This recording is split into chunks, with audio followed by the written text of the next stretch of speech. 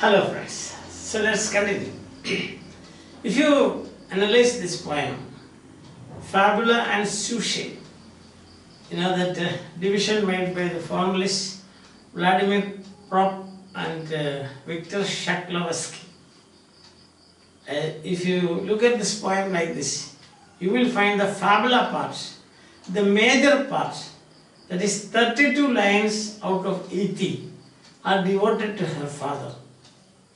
She considers her father, or she sees her father as with a neat mustache. He is a godlike figure for her, with Aryan eyes, bright blue, a great professor, an adorable figure, a fascist. Fascist is an adorable figure, a godlike figure.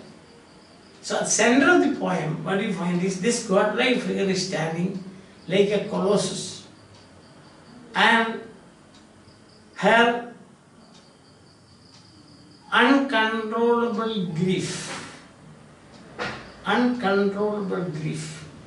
we can say, the agony in her mind, her throbbing mind, throbbing with pain, because I never could talk to you.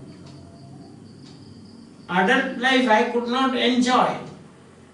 I never could talk to you. That's I was only 10 when they buried you. That is the pain. The innermost heart, which she doesn't find a language to express.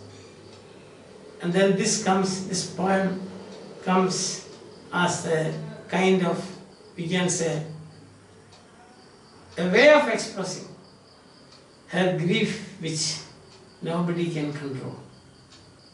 As Shakespeare says in As You Like It, everyone masters grief, but that has it. Everyone masters grief. Masters means everyone can bring grief under control, but the person who actually suffers. So in the fabula part of the poem, there is the story of the poem, fabula, F-A-B-U-L-A. I don't want to disturb this board, because here we have got the 32 lines told you about her father, her godlike figure, and her attachment. That's what I said. A subtitle can be given like this: The Love Song of Sylvia Plath, Mixing Memory and Desire. The rest of it, we can say 48 lines, you have got many things. Here you have got the reference to wars in Europe, wars. See? Her agonizing search for her German origins, equally agonizing search for Jewish origins, the conflict between the German and the Jew, his status as a gypsy with a tarot pack,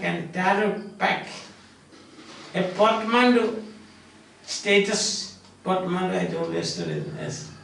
If Jew, then what would happen? She would be taken to the Dachau, Auschwitz, Belsen, concentration camps for killing. And her two attempts made to commit suicide. The first one failed. These are the 48 lines. Her second attempt, which was successful. Then a mention of Ted Hughes, their marriage, 7 years of married life, and their divorce, and father not very popular among the locals. These are the things that she discusses, or the speaker or the narrator tells us in 48 lines. In 48 lines you have got half a dozen plus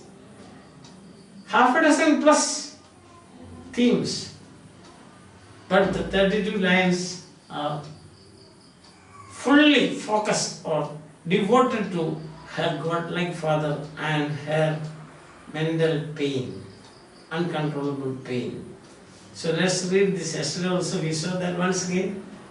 You do not do anymore, my black shoe, in which I have lived like a foot for 30 years, poor and white, barely daring to breathe or achoo. For 30 years. That is, till the moment she said goodbye from this world. So 30 years of memory, vivid memory. We know that cannot be 30 years, that can be, say, 22 years. First 8 years, we may not remember. Yes.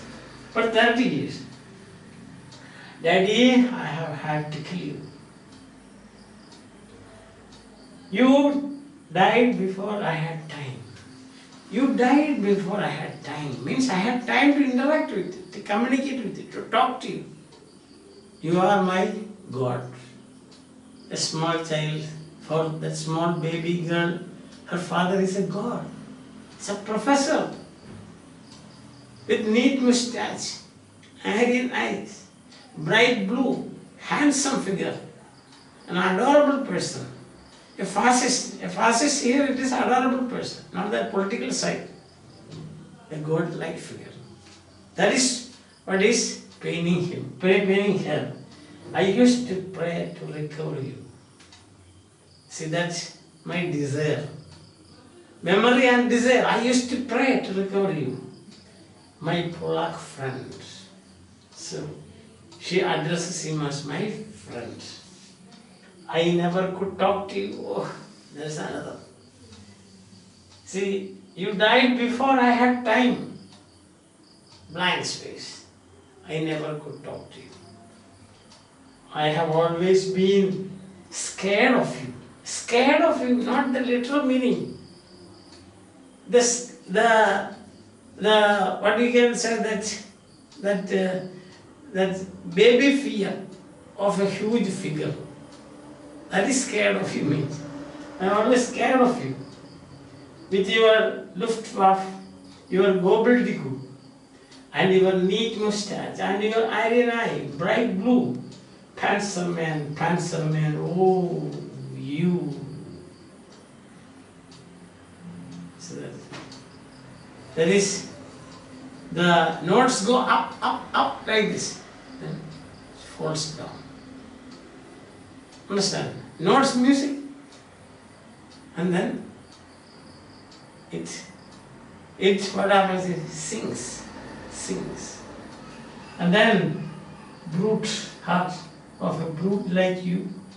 You stand at the blackboard, Daddy, Professor. In the picture I have of you, a cleft in your chin instead of your foot, but no less able for that. No, not any less the black man who bit my pretty red heart in two. Bit my pretty, that is not physically eating, but a war, tension in her mind. That's the thing. Something that she simply cannot suffer. And I was 10 when they buried you. I used to, I used to pray to recover you. I never could talk to you. Then, Daddy, you died before I had time. Now here it is, I was 10 when they buried you. At 20 I tried to die and get back to you. Union. An inseparable union, eternal. A metaphysical union, which nobody can separate. So then, back to you. I thought even the bones would do. Natural. After years, the dead body, when you open the grave, you find maybe some bones. I made a model of you. Memory and desire. A man in black with a Mein Kampf look, a fascist, and a love of rack and screw. And I said, I do. That is, you do not do, but I do. Means I can now do something. And what is that thing that she says? Daddy, you can lie back now. I have done it. Daddy, you bastard. I am through. So the poem ends with a triumphant and cathartic effect. The poem is a triumphant poem. The poem has this, it ends in a cathartic effect. Understand? Now, what you find is, why do, continuation of what I have been telling you so far, why do people misunderstand this? When you go through the critical literature review, you will wonder. Some great critics, some of them have said that it is an attack on patriarchy. We should discuss that later. I was just mentioning it. The problem is, I think, with these 10 words used in the poem. First is kill. Killing. It is physically killing. Even kill as such. It has got, you take a baby and say, I will kill you, I will eat you. Does that mean you are going to eat, you have become a non-vegetarian for some time? No. So I will kill you. When you say a very intimate friends, you say, oh, where were you? I will kill you. So that sense you should take it. Devil. Other class also, you call your friends devils. You devil, where are you?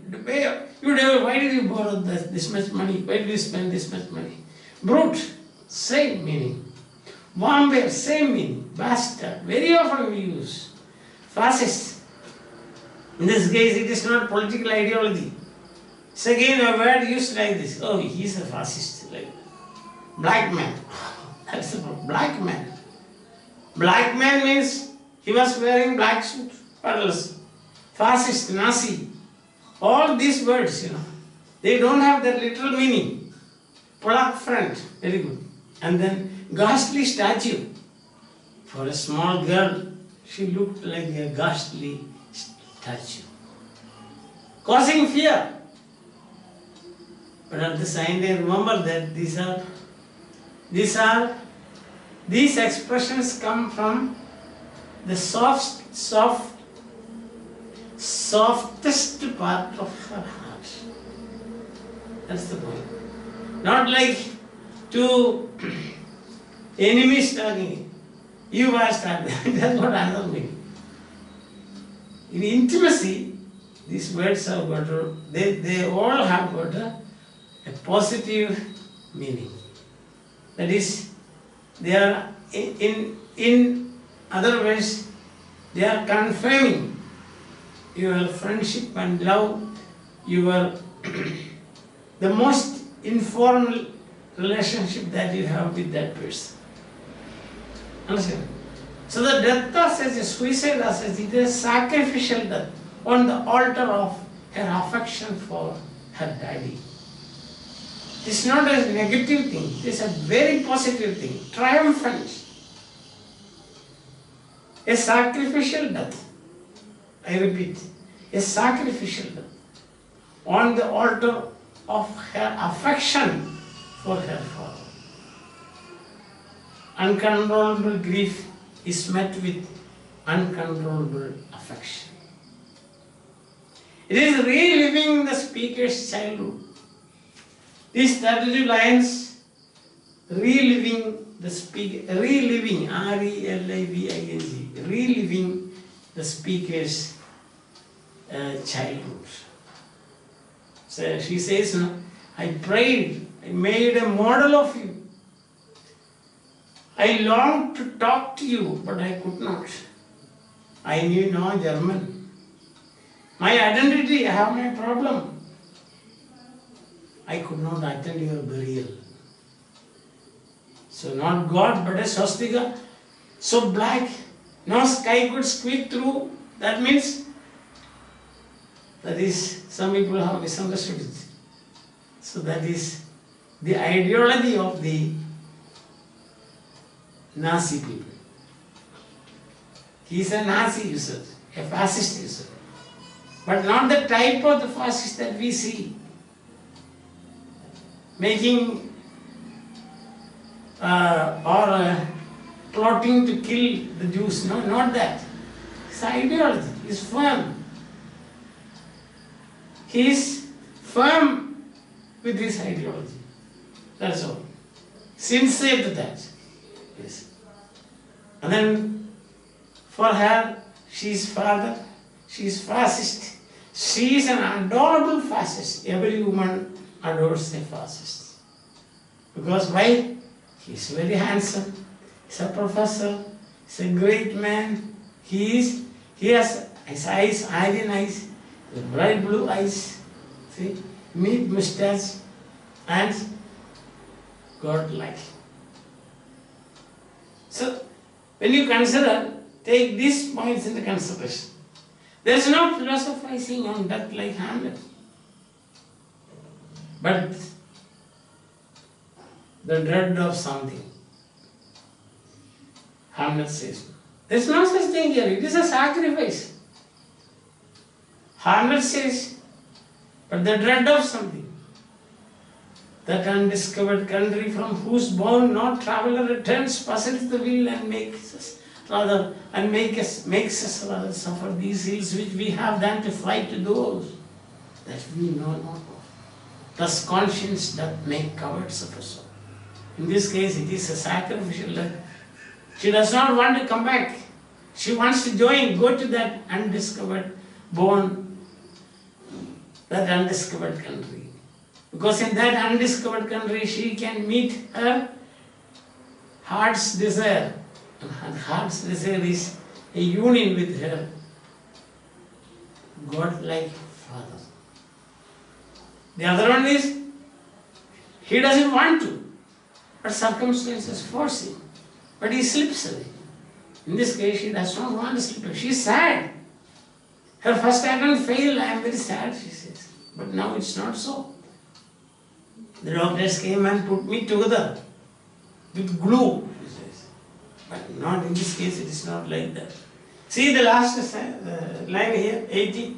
Daddy, daddy. See how that call you see. Daddy, daddy. Then you bastard. I am through. I am through. That is with the enthusiasm and the happiness of children jumping into a swimming pool for swimming. I am through.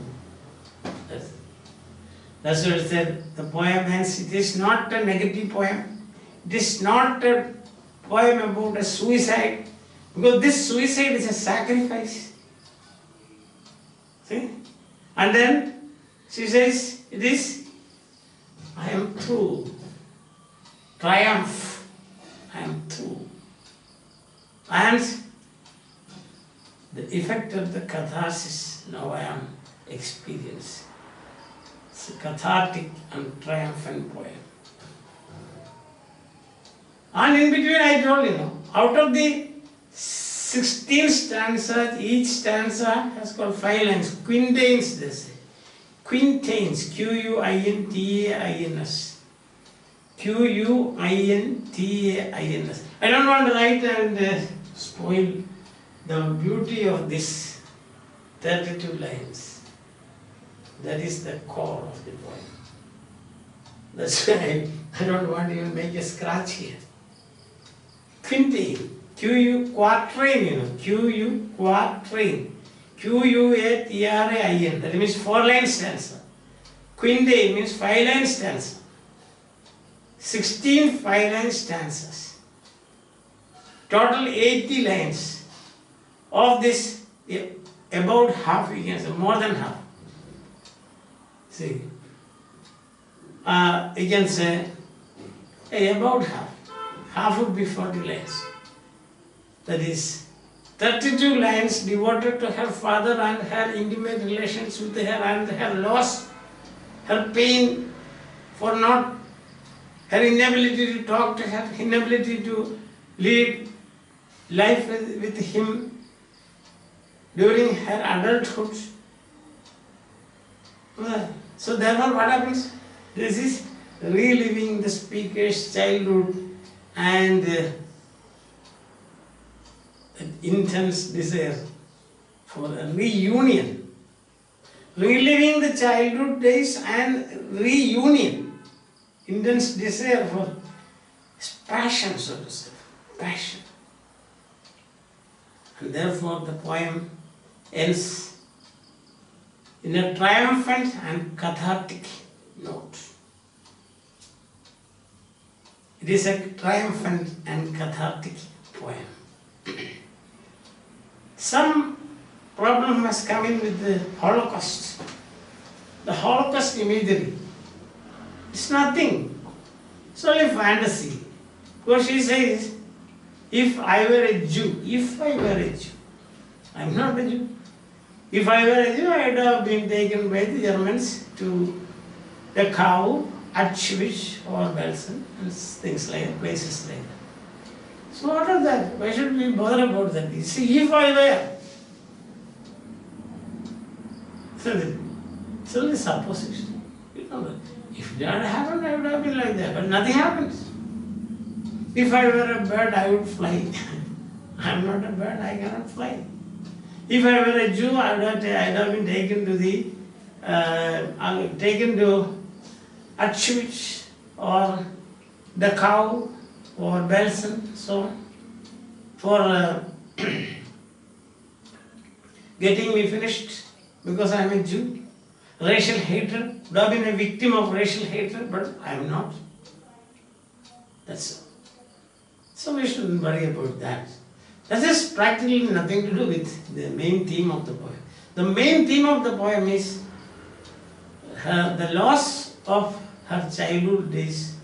I mean, the loss, the great loss it is, the unbearable pain that she was undergoing because her memory of her father and the desire for union with him. So that has been done perfectly, and so the poem, we conclude, it is triumphant poem. It is not at all a pessimistic poem. Very optimistic. Everlasting union. From a temporary life here, she has liberated herself. She has this mortal coil has been unbound. Dismantled this mortal coil. And then she enters in eternity with her father. A moment of great triumph as far as Sylvia Plath is concerned. For us also, it is a moment of great triumph. Hope you will send your, if you have any different opinions, you get it. So the fabula part we have done. Now the next part is the sujet part of the poem. Sujet part means how the whole thing has been defamiliarized. What are the poetic devices used for defamiliarizing this? After all, what is it? If you consider it like this, it is nothing but the fabula can be summed up like this. A daughter's love, affection for her father, whom she considered as her God, but she could not because of his untimely death. When she was 8, he was buried, so she is in a mourning, M-O-U-R-N-I-N-G, that she could not live with him, talk to him, could not share her adult life with him, could not discuss things with him. She is a very, we can say, a very intellectual type of person. Because her father was an intellectual type of person, the mother too. So she has that vacuum. That's it. That vacuum. It is that which causes pain, and that vacuum has somehow to be filled. And that filling is possible by a metaphysical action. And that metaphysical action is, as I said, a sacrificial death on the altar of her affection for her father. Hope that you are following me, enjoying my explanation. If you have got any difference, of course we can contact me. After all, both of us are students. Do not mock me, fellow students. Bye.